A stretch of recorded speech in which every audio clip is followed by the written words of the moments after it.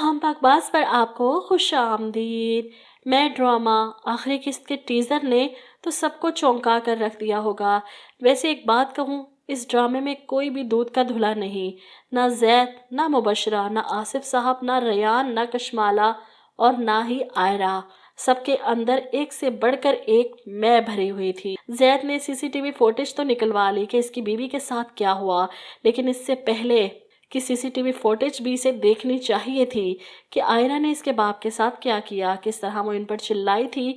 چلے مان لے کہ اپنے بھائی کے ساتھ جو کچھ بھی ہوا اس کا بدلہ آصف صاحب سے لے رہی تھی، لیکن یہ بھی تو سوچ لیتی کہ بدلے میں زید کی غیر موجودگی میں اس کے ساتھ کیا ہو سکتا ہے۔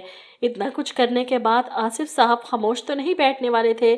انہوں نے اسے کمرے میں بند کیا، لیکن ریان والی حرکت پر غصہ انہیں بھی تھا اور آئرہ سے جان چھڑوانے کے لیے انہوں نے سارا الزام آئرہ پر ڈال دیا۔ اور جب اپنی بیٹی کے سامنے سب کچھ آئے گا تب آصف صاحب کی آنکھیں کھلیں گی۔ کشمالہ جو ریان کے منہ سے نشے کی حالت میں سارا سچ سن چکی ہے اور اب اپنے باپ اور سسر کے سامنے اعلان کرتی ہے کہ وہ ریان سے طلاق لے رہی ہے۔ وجہ آپ بھی جانتے ہیں ڈیڈ، وہ شخص نشئی ہے، مجھے مارتا ہے۔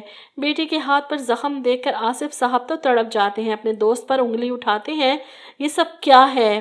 یہی تو مسئلہ ہے معاشرے کا، جب اپنی بیٹی پر بات آئے نا تو کیسے پیروں تلے سے زمین کھسک جاتی ہے اور دوسروں کی بیٹی کے ساتھ جو مرضی کرتے پھریں۔ تو یہی دکھایا گیا ہے کہ قدرت بھی اپنا آپ دکھاتی ہے۔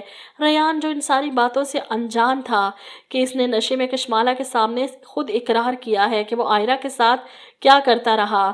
وہ خوشی خوشی گھر آتا ہے ڈنر اٹینڈ کرنے، یہاں آتا ہے اور یہاں کی صورتحال دیکھ کر حیران رہ جاتا ہے۔ کشمالہ طلاق لے رہی ہے، اس کا باپ اس پر چلا رہا ہے، آصف صاحب، مبشرہ سب اس کے خلاف بول رہے ہیں۔ اوپر سے ساری حقیقت جان کر زید بھی وہاں پہنچ جاتا ہے، اس پر ہاتھ اٹھاتا ہے، اسے مارنے کی کوشش کرتا ہے۔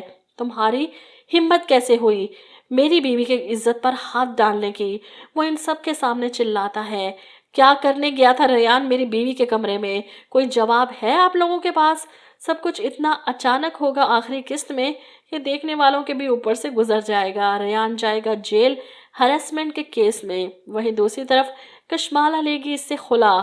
آصف صاحب کو ہوگا اپنی غلطی کا احساس اور کشمالہ کرے گی ان پر طنز۔ جو کچھ آپ نے آئرہ کے ساتھ کیا میرے ساتھ بھی وہی ہوا۔ اس کے بعد آپ کی بیٹی کی خاموشی ہی آپ کی سب سے بڑی سزا ہوگی۔ ادھر زید بالآخر آئرہ کے پاس جاتا ہے اور اسے بتاتا ہے کہ میں نے ریان کو پولیس کے حوالے کروا دیا ہے، اسے اس کے کیے کی سزا مل جائے گی۔